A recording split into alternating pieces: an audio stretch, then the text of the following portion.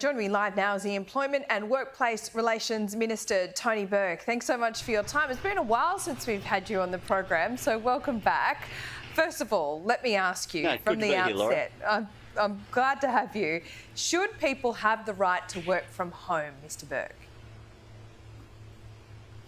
Oh, there's situations where it's mutual benefit for the employer and the employee. So where you've got those common interests, then of course you should do it. It's obviously not something that you can have as an automatic thing that everybody does. I think it obviously doesn't work in a whole lot of work situations. Yep. But what you want to make sure is that where you've got those common interests, that you don't end up with barriers in the award system that prevent something that the employer and the employee both want to happen from being able to progress. What kind of barriers? What are you talking about here? Because I think you just stated the obvious, that that flexibility is there right now. Employers and employees are negotiating this weekly, aren't they? Well, we're making sure, like in the award review, the Fair Work Commission have said, like I asked them to look at a series of issues. They've specifically pulled out that they're wanting submissions on this. That would be on the basis that you can have situations sometimes where for rostering rules or whatever the rules might be that apply to a particular ward, you can end up with circumstances where the flexibility that employees and employers want might not be there. So that's what they're looking at, that's what they're checking through. But, you know, we can both list off a range of examples of jobs that you can't do from home, that you can only do when you're physically there. Yep, yours and ours, for example, they're good examples of not being able to work from home, although during COVID it was a different story. But I guess the concern here is, Tony Burke, that you have in regulation all these things like the right to work from home, where it's already being negotiated anyway. So the Fair Work Commission is asking for submissions. Are you going to make a submission in favour of this being, I guess, more stringent in regulation? And what are those circumstances in which this would be required? Oh, can I say that the thinking and the conversations that I've been having with my department so far have very much been in the reverse to what you've described, not in terms of it being required, but in terms of where there is common interest to make sure that there aren't barriers in the way. So it's actually the exact opposite of that. But what do you mean by that? I just don't really know what you mean. Barriers to working from home. Okay. I mean, if an employee needs someone in the office to do their job or in a shop front, where's the Fair Work Commission? What is their role here? No. If I give you an example of the sort of barrier, I'll give it in a different example. Okay. You can have situations where there can be rostering that somebody wants to do, for example, that isn't allowed through the award, that there can be rules that don't quite fit with how somebody wants to be able to work. What the Commission is looking through is to see whether or not there are, in fact, those sorts of barriers, some rules that, in fact, prevent people from being able to do some of their work at home. And if that's the case, then that would get in the way of where you've got mutual benefit, common interests between employees and employers. In terms of wanting to assert that somebody has a unilateral right to choose the place of their work, that's not something myself and my department have been talking about at this stage. Okay, so this is all kind of being weighted in the favour of the employee. You can understand why businesses are pretty nervous at the moment. Oh, well, what I've described just now is where you've got common interests.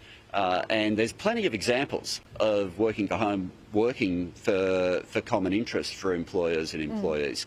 Plenty of examples where it has been a way of improving productivity. Often for businesses, sometimes it means they're not paying for the same amount of desk space at their own premises, which can be a significant benefit for some employers. So there's, some call centre type work, for example. That's in the minority, isn't it? I don't think any of us know the answer to that. I think what's happened if the Fair Work Commission's about to make a pretty important decision on this, we should pretty much know the answer to that, shouldn't we? Well, I think that's why they've asked for submissions, Laura. You ask for submissions when you're wanting the information to come in.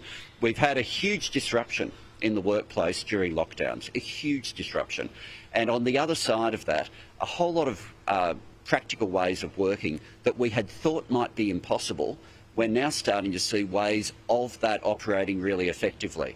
So it makes sense that the Fair Work Commission's saying, OK, let's check and work through on submissions how that fits in with the award system of minimum standards that we currently have. And in terms of them dealing with those sorts of flexibilities, yeah, we've had the different points where you get business wariness of different policy proposals. I think what we saw yesterday with the wages data just shows really clearly that a whole lot of the predictions of gloom and fear aren't what's being seen in reality. In reality, we're seeing inflation moderate, we're seeing wages improve, and those wage rises, interestingly, were largely driven, not solely, but largely driven by an improvement in workplace agreements, the exact sort of improvement that the business community have always said is a driver of productivity. Yes, but productivity needs more than just the slight increase that we've seen. And there is no evidence, or I'm asking you, is there evidence that working from home makes our economy overall more productive? Oh, there's certainly examples of much improved productivity in some workplaces by people having a mix of office work and working from home. There's no doubt about that, and there's plenty of businesses that will attest to that. Yeah. That's why a whole lot of businesses have encouraged the mixture between the two. Going entirely one way can create some problems. There are some benefits from people having that personal interaction in terms of building teams as well.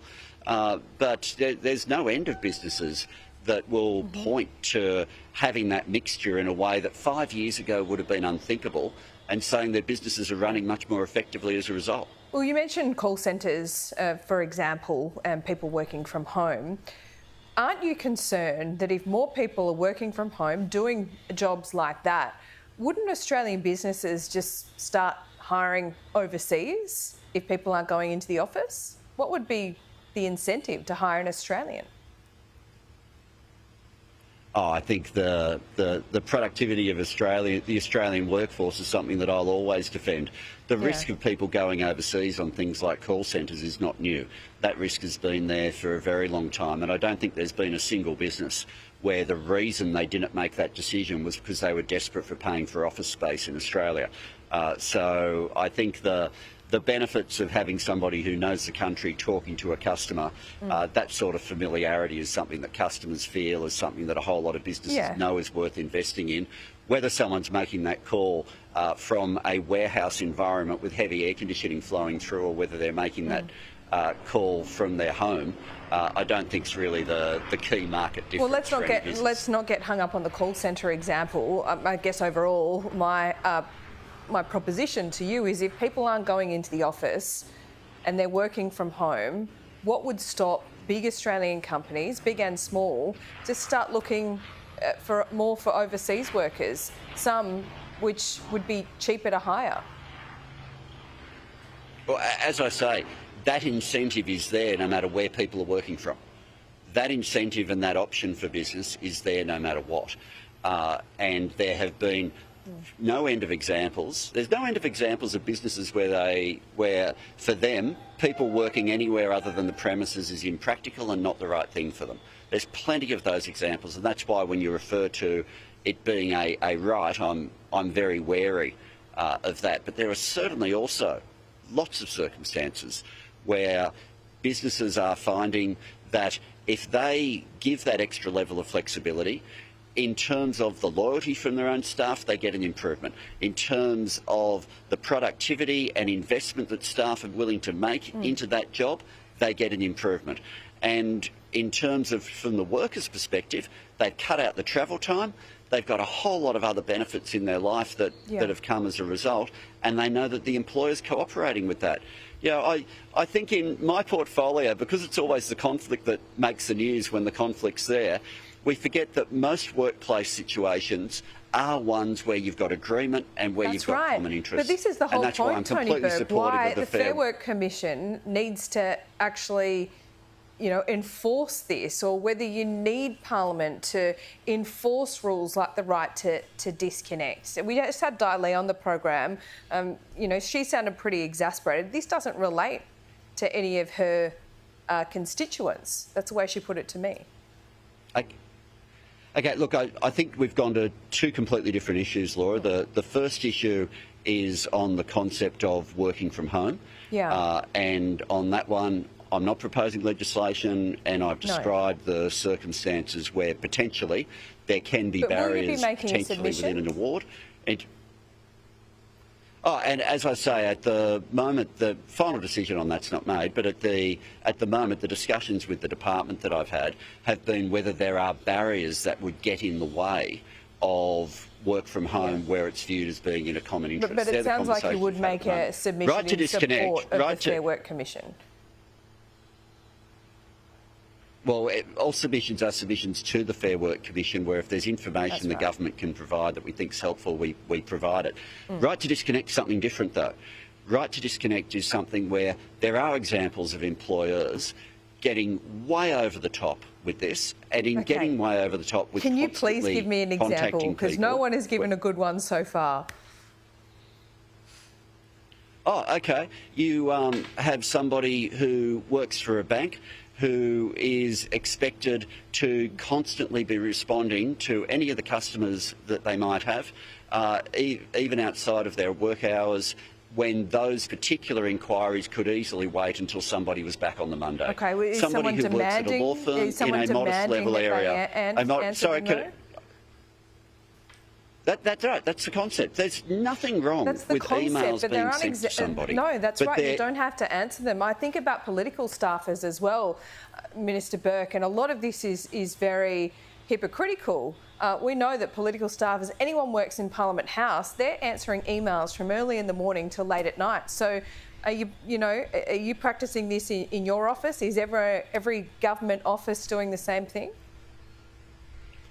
Okay, Laura, you've just used a big word in terms of the allegation that you've made on that, so let me explain. Every member of political staff has a choice as to whether they are paid an allowance in lieu of extra overtime or not. I've got some people on my staff who are not paid that allowance. They are never expected to monitor outside of hours. If you are paid an allowance to monitor outside of hours, then of course that is part of your work. But the whole concept of disconnecting, you were saying, I think there was with respect, a misunderstanding as to the final amendment that went through. Because the final amendment that went through was not forbidding employers on reaching out. It was about if a worker who is not paid an allowance decides that they are not going to respond until they're back within paid time, can they be punished for that? And the law now says they can't be punished for that. This principle actually says nothing more than in Australia you are meant to be paid when you're working. If you're already paid an allowance, there is nothing hypocritical about that because you are paid to be working.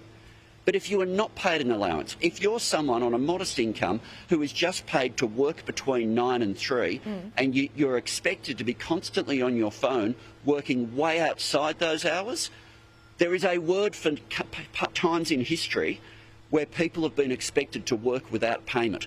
Now, that should not be something that happens in Australia. And when there's a little bit of give and take, no one complains about that. But there are workers like the ones that I started to describe before, where they are employed under and paid under very strict hours and then are expected to work outside of those without an additional allowance. In Australia, when you're working, you should be paid. What else have you got planned in this space? Look, the big issue that we've been wanting to advance for a long time was to get wages moving again in Australia. That's been a fundamental thing that became one of the key issues in the election campaign. To make sure that we're delivering productivity, we need to remember this is not only about workers, productivity is also something about your supply lines. It's also something about dealing with issues like I've referred to recently, and the Treasurer referred to again yesterday, about non-compete clauses, about making sure that people can go to the more productive job when it's available, working through all of those concepts. But the thing that I think people are rightly sick of hearing is an argument that the key to productivity is somehow to hold back wages. The key to productivity somehow is to pay people less. Like a nation like Australia should be able to have a better answer to productivity than to say it's always going to be the workers' fault. We had a decade where wages virtually flatlined in Australia, and now, after the legal changes that have been highly contested, finally yesterday we started to see annual figures where wages are getting in front of inflation again. It's been too long where people have been held back. And at the moment that started to happen, some of the business community was saying, oh no, need to be careful now because inflation might become the workers' fault. For heaven's sake, workers getting blamed for productivity, workers getting blamed for inflation. The buck can't always be blamed at people on modest incomes who are just trying to make ends meet. No, but business employ people, right? They're the ones. Yeah, they do. They're the ones that create wages, and it is a privilege to have a job. Wouldn't you agree? Oh, I'm the employment minister. I want every Australian who wants a job to have a job. I want them to value their job, but also I don't see workers as being in some sort of landlord-serf relationship. I do believe workers have rights. You've tipped the balance though since you've been minister. Was that your intention? Yeah, we have. Oh, I wanted to correct the balance. Like when wages flatline for 10 years, it's pretty hard to argue that the balance is right. No, but you've made this an employee's market. When wages start to get in front of inflation, what's the concern then to businesses? You tip the balance. You said that was your intention to do, but I mean, do businesses down the track then get too nervous to employ people? Oh, businesses need to employ people. People need to have jobs. Okay. Like there's a natural relationship here. But the fact that wages flatlined for nearly a decade wasn't by accident. The previous government had low wage growth, as you know, you were in on the interview. Let's go. Where Matthias said in an interview to you. That's right. You've used that time and time again. I'm not sure it's correct. But look, Tony Burke, I'm getting in a lot of trouble here because I haven't had you on. Can I just say, Laura? Yes, Laura, quickly. Whether you say it's correct in the interview or not, it is what happened. For 10 years, wages did flatline, and with the change of the laws that we've made, wages are now moving again. OK, we will talk again, and let's make it sooner rather than later so we don't have to go for 12, 14 minutes. We'll speak soon. Thanks so much. Good to be back. See ya.